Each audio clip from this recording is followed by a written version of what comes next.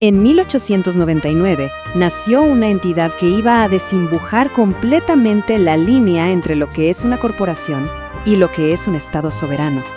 Esta es la historia de la United Fruit Company, una empresa que no solo vendía bananas, sino que, literalmente, construía y controlaba naciones. Bueno, vamos a meternos de lleno en esto. A principios del siglo XX, la compañía se expandió por Centroamérica a una velocidad de vértigo, con una inversión de capital masiva. Construyó pueblos enteros, hospitales, vías de tren en medio de la nada, de la selva. Creó, pues, una fachada de progreso y modernización. Pero ojo, es crucial entender esto. No era una simple empresa agrícola. Para nada. La United Fruit era, para su tiempo, el equivalente a Amazon hoy en día. Una bestia logística y operativa sin ningún rival, capaz de domar la selva y crear una cadena de suministro global partiendo de cero. Y el corazón de su poder no estaba en la tierra, sino en el mar. Pasemos a la pieza central de su imperio logístico, la Gran Flota Blanca. Pero no pensemos en simples barcos de carga. No, esta era una auténtica fuerza naval, con la capacidad logística para proyectar poder y controlar el comercio. Crearon lo que se llamó una cadena de frío sin interrupciones, desde la selva hasta la mesa del consumidor en Estados Unidos, lo que fue una hazaña de ingeniería brutal para la época.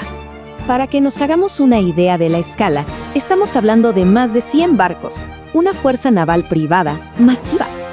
De hecho, se convirtió en una de las armadas privadas más grandes de todo el mundo, con un alcance que podía rivalizar con el de muchísimas naciones. Pero, claro, su dominio del mar se complementaba con un control absoluto en tierra firme. Hablemos de la Serpiente de Hierro. La International Railways of Central America, o IRCA, era una subsidiaria de la United Fruit.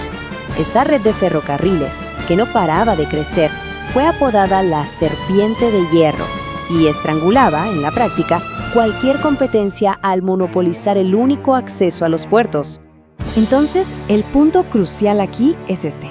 La compañía no solo controlaba la fruta, controlaba los ferrocarriles, los puertos y hasta las comunicaciones a través de su propia empresa, la Tropical Radio. O sea, dominaba absolutamente toda la infraestructura de producción y exportación. Pero todo esto era solo la mitad de la historia. Detrás de esa fachada de progreso, de eficiencia, se escondía una estrategia muy deliberada. La táctica de la cortina de humo. Un monopolio de infraestructura diseñado con un único fin: eliminar a todos y cada uno de los rivales. La estrategia tiene un nombre: integración vertical.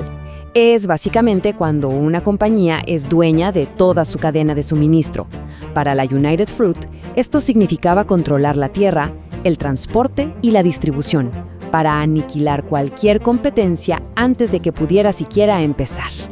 Y su arma más poderosa no era un barco ni un tren, no, era la tierra misma.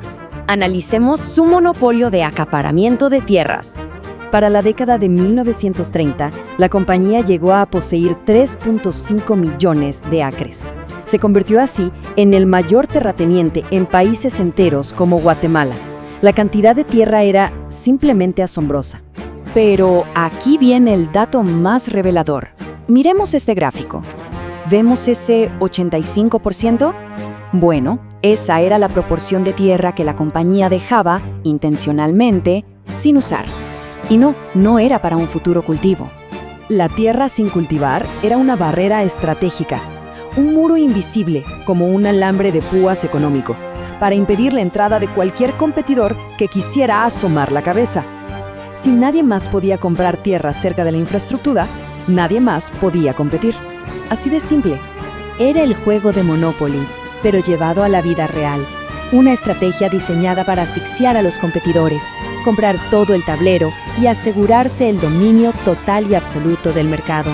Este poder económico, por supuesto, se tradujo directamente en poder político.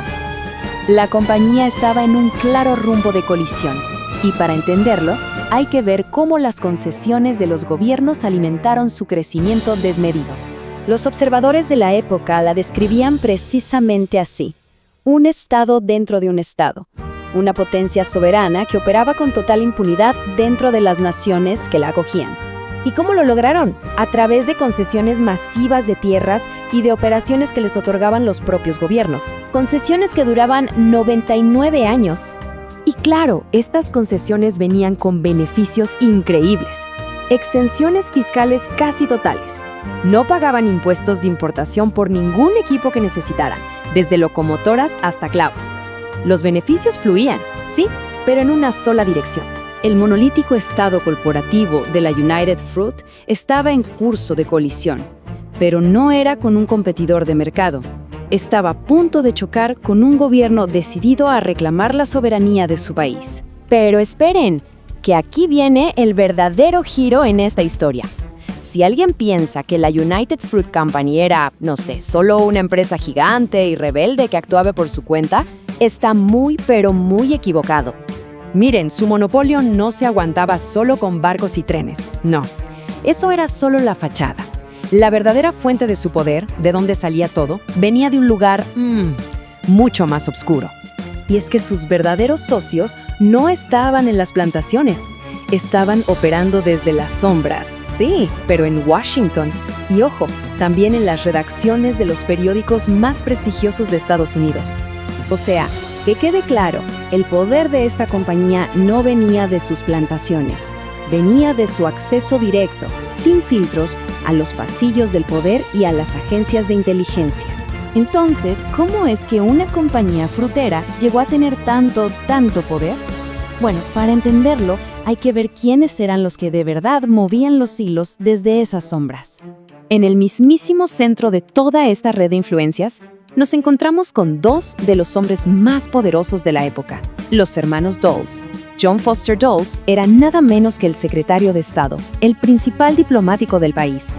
Su hermano, Allen Dulles, bueno, él era el director de la CIA, el maestro de los espías. Aquí el problema es de raíz, es fundamental. Resulta que los tipos que se suponía que debían cuidar la política exterior estadounidense, de imparciales no tenían pero absolutamente nada. Fíjense en esto. Antes de entrar al gobierno, ambos hermanos habían sido socios en Sullivan & Cromwell, la poderosa firma de abogados que representaba a la United Fruit Company. De hecho, fue el mismísimo John Foster Dulles, quien, años atrás, negoció los infames contratos que dejaban a la compañía libre de impuestos. Pero esperen, que la cosa va más allá.